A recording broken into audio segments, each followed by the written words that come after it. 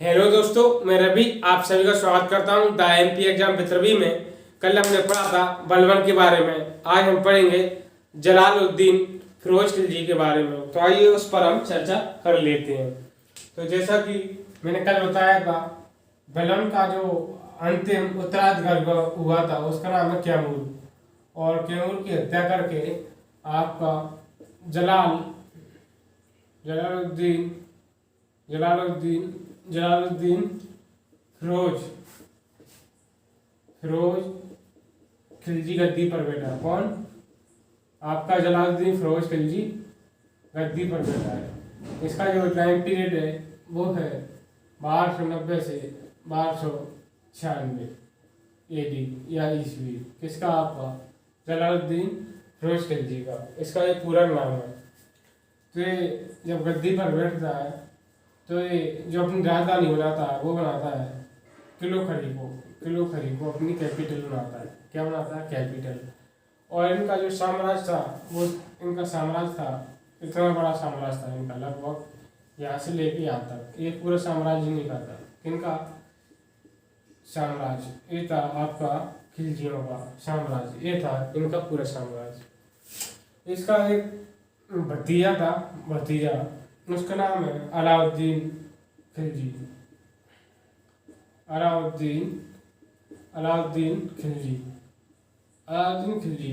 इसके समय में क्या होता है, यहाँ ये सिंध दिख रही है, सिंध वाला क्षेत्र। इस सिंध वाले क्षेत्र पर मंगोलों का आक्रमण हुआ था। क्या हुआ था? मंगोलों का आक्रमण हुआ था।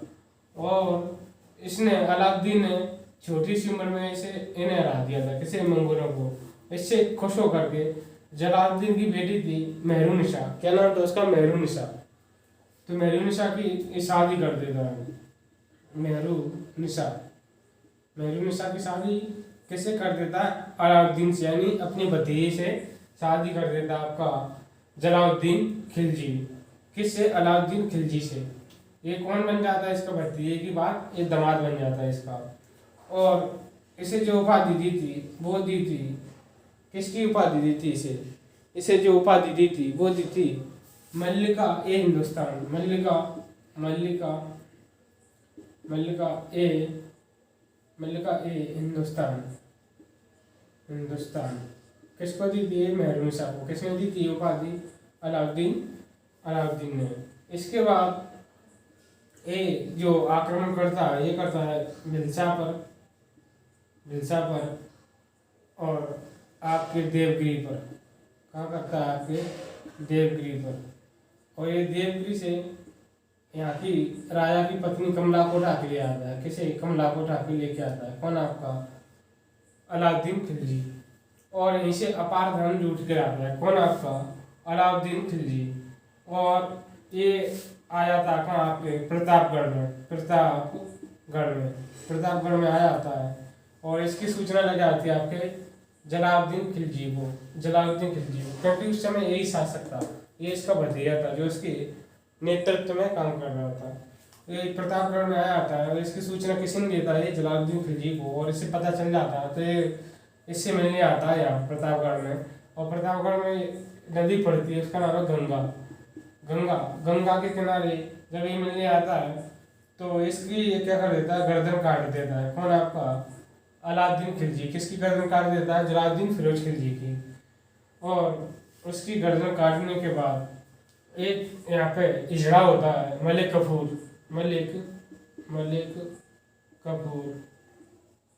कपूर, जिसे नुसरत खान ने खरीदा था और इसे गिफ्ट कर दिया था। किसे? आपके अलाउद्दीन खिलजी को। किसने? नुसरत खान ने ये मलिक कपूर को इजड़ा था। और इस मलिक कपूर को जब अलाउद्दीन प्राप्त कर लेता है तो अलाउद्दीन इसे कहाँ भेज देता है? दक्षिण भारत के अभियान में भेज देता है और ये संपूर्ण दक्षिण भारत को जीत लेता है। कौन? आपका मलिक कपूर। इसके बाद यहाँ ये उपाधि लेता है इन्हें जीतने के बाद। कौन? आपका अलाउद्दीन खिलजी। ये लेता है सिकंदर ए शाही की उपाधि लेता है। कौन? आपका सिकंदर शाही की उपाधि कौन देता है? आपका अलाउद्दीन खिलजी उपाधि लेता है। इसके बाद थोड़ा सा रफ कर लेता हूँ और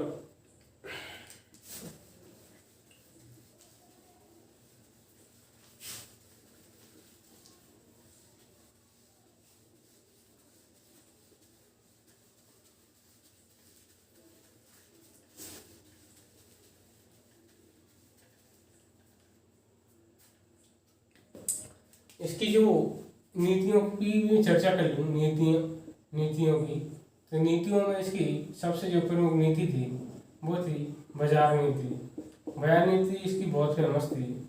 कहा जाता कि इसके समय में अगर कोई बुजुर्ग महिला है या बूढ़ी महिला है और किसी चौराहे से गुजर रही है और वो टोकरी में अगर हीरे रखे हैं, हीरे टोकरी में क्या रखे हैं, वो औरत जो बोल रही है वो टोकरी में हीरे रखे हैं और उसका हीरा गलती से अगर उस चौराहे पर गिर भी जाता है तो उसे उठाने की किसी की जरूरत नहीं होती थी। इसका इतना खौफ था, किसका? आपके अलाउद्दीन खिलजी का। और इसकी जो अगली पॉलिसी थी वो थी स्थायी सेना की। इसने स्थायी सेना रखी थी, स्थायी सेना रखी थी। किसने? आपके अलाउद्दीन खिलजी ने स्थायी सेना रखी थी। क्या रखी थी? स्थायी सेना रखी थी इसने। और स्थायी सेना के साथ इसने घोड़ों को दागने की प्रथा चलाई थी। क्या? घोड़ों को दागने की प्रथा चलाई थी। यहाँ पे किसने? आपके अलाउद्दीन खिलजी ने। और इसने जो इसकी पोल और इसके कार्यों में अगर गिनती की जाए तो मस्जिद निर्माण के लिए फेमस था। ये मस्जिद के लिए फेमस था।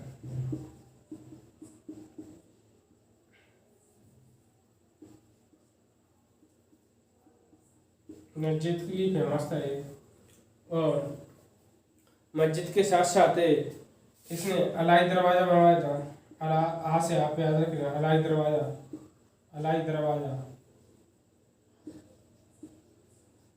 दरवाज़ा बनवाया था इसने।